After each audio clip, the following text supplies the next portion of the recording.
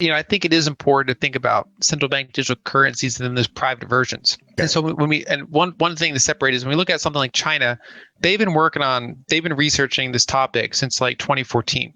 They've been testing it for a few years now, and so they're almost at the deployment stage for their central bank digital currency.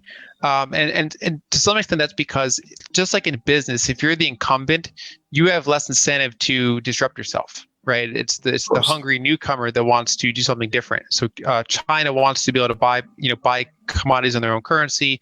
They want to surveil their citizens as much as they can. Mm, Unfortunately, mm, they want to go around the SWIFT system.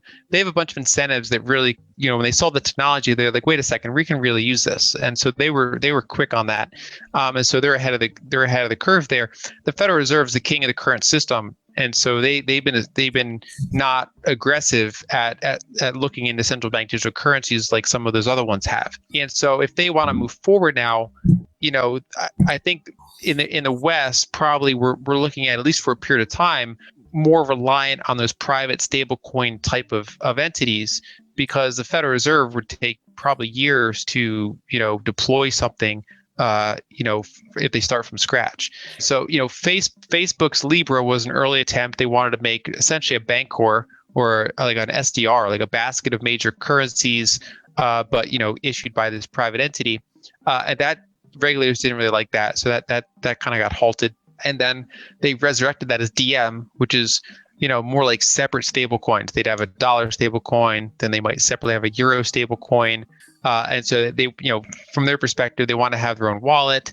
They want to have this ecosystem, and basically they want to kind of displace the banking system to some extent. So stable coins are very efficient for anyone who's kind of worked with a digitally native business or use stable coins. They can be far more effective than say wire transfers. You can send a stable coin payment internationally at 2 a.m. on a Sunday, and it settles in a few minutes, and no, you didn't have to ask permission. Now, Mhm. regulators still like stablecoins more than something like Bitcoin as long as they have control of it, because, for example, stablecoin issuer can blacklist certain addresses. And so it's not a fully decentralized system like, say, Bitcoin is, where it's Right. unstoppable pretty much. And so, but for the most part, if you were kind of not on some blacklist, you're using this fairly permissionless, decentralized thing, and you're going around banking hours, and you can go international. And so obviously regulators are trying to get a handle on that and figure out what that means and what kind of systemic issues it can have. And banks are, I think, somewhat worried about that sort of thing as well. But those are the advantages of that stablecoin technology. And so I think in the West, probably going to see, those projects launch, but with heavy regulation. So they want to make sure that they're holding pristine collateral. None of like, they're not exactly thrilled with the offshore ones that we don't know what they hold for sure Yeah. or how much they hold. They want to have these entities that are holding it. If the stable coins backed by dollars, they want it to be backed by dollars and T-bills that are audited well, right? So I think that's the type of thing we're going to see. So we're seeing UDS DC, for example, Circle. That's kind of the more regulated stable coin, you could say, the a little bit more above board than something like Tether. Gemini has also had a very regulated stable coin. They've kind of stuck to the pristine collateral approach. Facebook Mm. clearly wants to orientate themselves around that direction as well. The difference being that so far, the primary usage for stablecoins has been speculating in crypto markets, right? So they bring the stable coins to an offshore exchange. They use it as a unit of account to trade Bitcoin, Ethereum, and these other tokens. Whereas Facebook wants to make that more of like a peer-to-peer payment system. They want to use stable coins more for that purpose. Now, Yeah. there are businesses that are kind of early that have been using stable coins, and it's like if you talk to them, once they start doing that, they never want to go back, right? Because no one wants to send like a 3 day wire transfer, then you lose track of it. You're trying to argue with your bank, and you get told no. They Yeah. just want to be able to send. They want to be able to send that payment 2 a.m. on a Sunday if they want to, and so that's spreading. But it hasn't really gotten too far into consumer finance yet, and so that's where Facebook wants to go after. And if you look at their new white paper, their second version, their DM, not the Libra, but the DM, they reference central bank digital currencies. They kind of view themselves as potentially working with central bank digital currencies as an overlay, as an extension. So, for example, their reserves could be central bank digital currencies. They could be Fed coins, for example, and that this would be like a tech layer over that has more features than the Fed could do on their own. Before we continue, help us clicking that YouTube like button and subscribe now to our channel. This shows the algorithm that you valued this information. And it helps us spread that message. Sharing is caring. And now, let's continue. So that's kind of a big question going forward, is how fast is this ecosystem going to develop and what direction it's going to take. But I think that's kind of one way to think about it, and then we monitor it and see if we see a change in direction. I mean, obviously in China, we have the more dystopian version, the surveillance coin that's like linked to a social credit score. Very horrifying. It basically gives the state tremendous power. So, the ideal future is that, you don't phase out cash or private transactions while you add this for people that want to use them. And so, for example, if you're sending a wire transfer, you're already getting surveilled anyway at that point. And so stable coin transfers are just way better when you're already operating inside of a surveilled system. It's just better. It's basically technology applied to multi-decade-old systems, and it's just a better version of the same thing. And so really that's just better.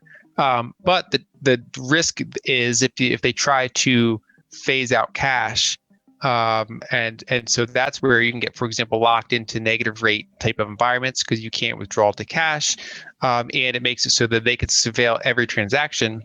Whereas cash has always been the most private type of interaction. So people have often been concerned about cryptocurrencies and their use in crime.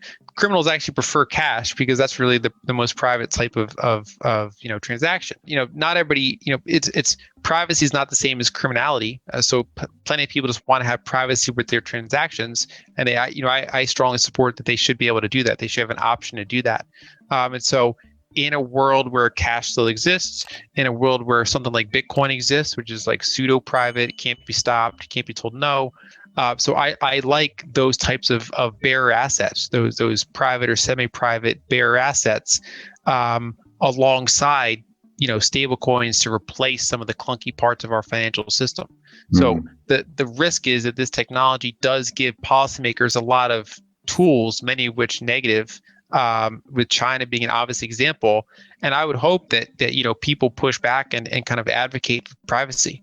We've seen some kind of infringements on privacy in countries around the world over the past year or so, and technology just makes that easier and easier for them to do. So I think there are kind of dystopian risks, and one doesn't have to think very hard because we literally see China already doing it, and we see other countries kind of flirting with some authoritarian policies. What to do in such a situation? Inform yourself and keep your financial education strong. We from the Compact Group offer our loyal subscribers a free educational portal with first-hand monetary, financial, and economic knowledge. Enter our invite-only Insider Club by clicking the link below. You will get access to first-class information far earlier than the rest. We have prepared a special deal for all our members where you can access a giant pool of Robert Kiyosaki's financial wisdom for just $1. To find out more, simply click the link below and join our Insider Club absolutely free. But there is more you can and should do. Build up several streams of income. More and more people realize that they have to take their future in their own hands, but they don't know how and where to start. We from Compact offer our Insider Club members unique opportunities. Strengthen your financial muscle and get the edge. Click the link below. Become part of our free Insider Club. No financial obligations. But there's one important thing you have to know. You have to become active. So do it now. Become active, and see you on the other side.